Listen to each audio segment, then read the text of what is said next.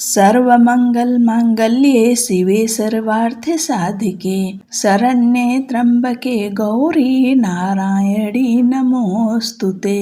जय माता दी। आप सबका अपने चैनल पुण्य धर्म में स्वागत है।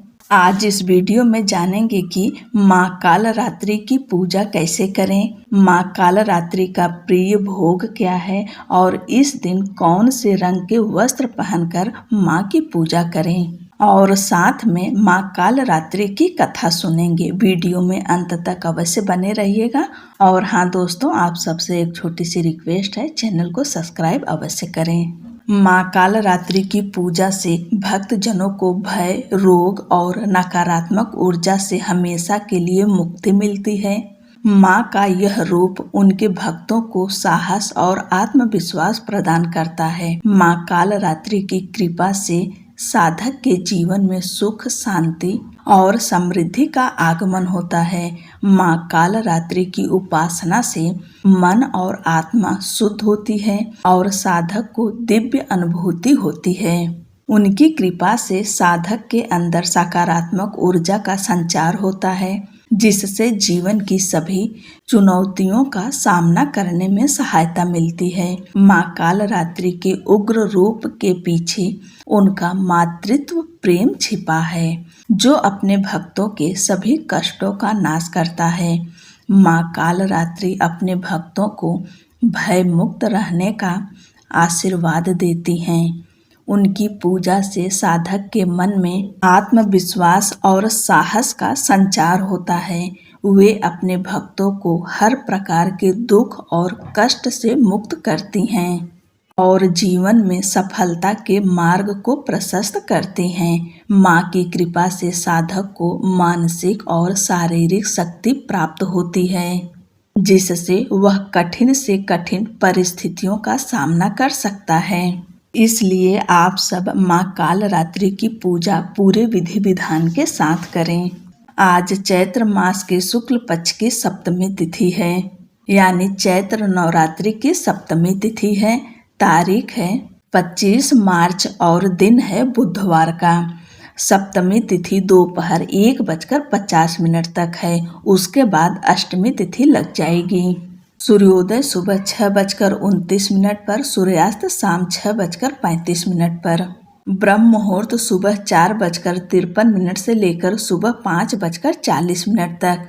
जैसे कि आज बुधवार का दिन है, आज कोई भी अभिजीत मुहूर्त नहीं है और अमृत काल का समय है सुबह 9:17 से लेकर सुबह 10:47 तक।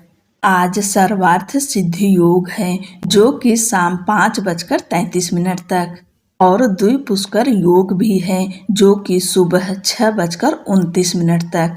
अब जानिए राहु काल का समय। राहु काल का समय है दोपहर 12:32 से लेकर दोपहर 2:03 तक। जो भी भक्त सप्तमी के दिन कन्या पूजन करते हैं, बहुत सारे लोग सप्तमी के दिन कन्या पूजन करते हैं, वह राहु काल का ध्यान रखें। राहु काल में आप कन्या पूजन ना करें।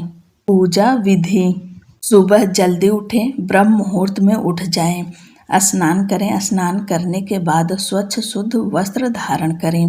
कोशिश करें कि आज के दिन नीला यानी स्काई ब्लू रंग के वस्त्र पहने। यह माता का प्रिय रंग है, इसलिए स्काई ब्लू रंग के वस्त्र पहनकर माँ की पूजा करें।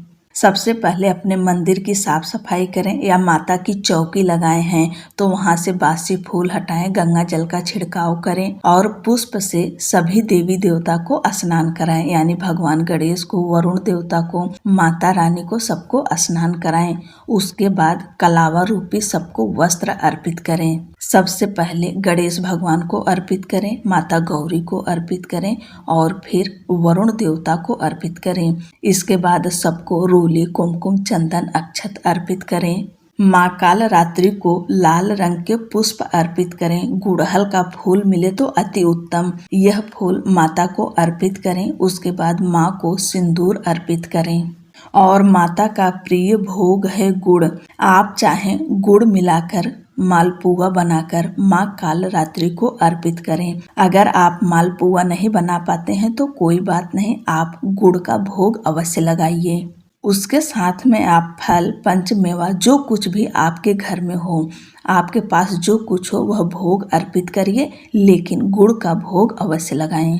और माँ कालरात्रि का बीज मंत्र है ओम देवी कालरात्रय नमः। इस मंत्र का 108 बार जप कर सकते हैं, या फिर आप पहले से मंत्र जप रहे हो जैसे नवारण मंत्र, तो उसे आप जपिए। उसी के साथ में माँ कालरात्रि का यह बीज मंत्र 11 या 21 बार अवश्य जपें। इसके बाद आप सप्तशती का पाठ करते हैं, दुर्गा चालीसा का पाठ करते हैं, जो कुछ करते हैं उसे करिए। अंत में कालरात्रि माता की कथा सुने, माता की कपूर से आरती उतारें और पूजा में हुई गलती के लिए क्षमा प्रार्थना करें। अब आप सब कथा सुनेंगे। माता से प्रार्थना करते हैं, हे माँ कालरात्रि, आप समस्त भय को दूर करने वाली, संकटों का नाश करने वाली, आप अपने भक्तों पर अपनी कृपा बनाए रखें, हमें साहस, शक्ति और समृद्धि प्रदान करें। सृष्टि के एक कालखंड में जब धर्म कमजोर होने लगा, तब असुरों की शक्ति अत्यधिक बढ़ गई। उनमें सबसे प्रमुख और शक्तिशाली थे शुंभ और निशुंभ। इन दोनों असुरों ने कठोर तपस्या कर ब्रह्मा को प्रसन्न किया। उनकी तपस्या से प्रसन्न होकर ब्रह्मा जी ने उन्हें वरदान दिया कि कोई भी देवता, दानव या पुरुष उनका वध नहीं कर सकेगा। इस वरदान के कारण उनका अहंकार अत्यधिक बढ़ गया। उन्होंने सोचा कि अब उन्हें कोई नहीं हरा सकता। धीरे धीरे उन्होंने अपनी विशाल सेना के साथ स्वर्ग लोक पर आक्रमण कर दिया। देवताओं के राजा इंद्र सहित सभी देवता उनके सामने टिक नहीं पाए। स्वर्ग पर उनका अधिकार हो गया। उन्होंने सूर्य, चंद्रमा, अग्नि, वायु, यम, कुबेर आदि देवताओं के अधिकार भी छीन लिए। स्वर्ग से निष्कासित होकर देवता अत्यंत दुखी हो गए। वे सभी हिमालय पर्वत पर गए और वहां उन्होंने आदि शक्ति की स्तुति आरंभ की। वे बोले, हे जगत जननी, आप ही सृष्टि की पालनहार हैं, आप ही हमारी रक्षक हैं, हमें इस संकट से बचाइए। उनकी इस करुण पुकार से प्रसन्न होकर माँ दुर्गा प्रकट हुई। उनका तेज अत्यंत दिव्य था। उन्होंने देवताओं को आश्वासन दिया कि वे शीघ्र ही असुरों का नाश करेंगी। इसी बीच शुंभ और निशुंभ ने देवी की सुंदरता के बारे में सुना। उन्होंने अपने दूतों को भेजकर देवी को संदेश भिजवाया कि वे उनसे विवाह कर लें। देवी ने उत्तर दिया, मैंने प्रण लिया है कि जो मुझे युद्ध में पराजित करेगा, मैं उसी से विवाह करूंगी। यह सुनकर शुंभ और निशुंभ क्रोधित हो गए और उन्होंने देवी पर आक्रमण कर दिया। युद्ध के समय देवी के शरीर से अनेक शक्तियां प्रकट हुई। इन्हीं शक्तियों में से एक अत्यंत भयानक और उग्र शक्ति प्रकट हुई, माँ कालरात्रि।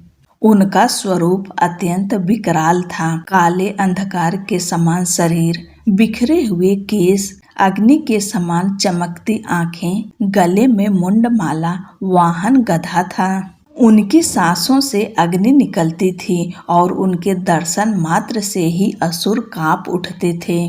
असुरों में एक अत्यंत शक्तिशाली और खतरनाक राक्षस था, रक्त बीज। उसे वरदान प्राप्त था कि उसकी हर रक्त की बूंद से एक नया राक्षस उत्पन्न हो जाएगा। जब युद्ध में देवी ने उसे घायल किया तो उसकी रक्त की बूंदें धरती पर गिरते ही हजारों नए राक्षस उत्पन्न होने लगे। देखते ही देखते युद्ध भूमि असंख्य राक्षसों से भर गई। देवता यह दृश्य देखकर भयभीत हो उठे। इस संकट को देखकर माँ कालरात्रि ने अपनी दिव्य शक्ति का प्रयोग किया। उन्होंने अपनी विशाल जिह्वा को फैलाया और युद्ध भूमि में चारों ओर दौड़ने लगी। जैसे ही रक्त बीज के शरीर से रक्त निकलता, वे उसे भूमि पर गिरने से पहले ही पी लेती थीं। उनका यह रूप अत्यंत भयानक था। वे गर्जना करती हुई युद्ध भूमि में दौड़ रही थीं और हर रक्त की बूंद को समाप्त कर रही थीं। धीरे धीरे रक्त बीज का रक्त समाप्त होने लगा। जब रक्त बीज का सारा रक्त समाप्त हो गया तब वह अत्यंत कमजोर हो गया। तभी माँ कालरात्रि ने अपने त्रिशूल से उस पर प्रहार किया और उसका वध कर दिया। उसके मरते ही सभी उत्पन्न राक्षस भी समाप्त हो गए। युद्ध भूमि शांत हो गई। रक्त बीज के मारे जाने के बाद निशुंभ युद्ध भूमि में आया। उसने देवी पर आक्रमण किया, लेकिन माँ कालरात्रि ने उसे पराजित कर दिया। इसके बाद शुंभ स्वयं युद्ध करने के लिए आया। उसने देवी को चुनौती दी और भयंकर युद्ध हुआ। अंततः देवी ने अपने दिव्य अस्त्रों से शुंभ का वध कर दिया। असुरों के विनाश के बाद तीनों लोकों में शांति स्थापित हो गई। देवता ने प्रसन्न होकर देवी की स्तुति की। हे माँ, आपने हमें भय और अंधकार से मुक्त किया।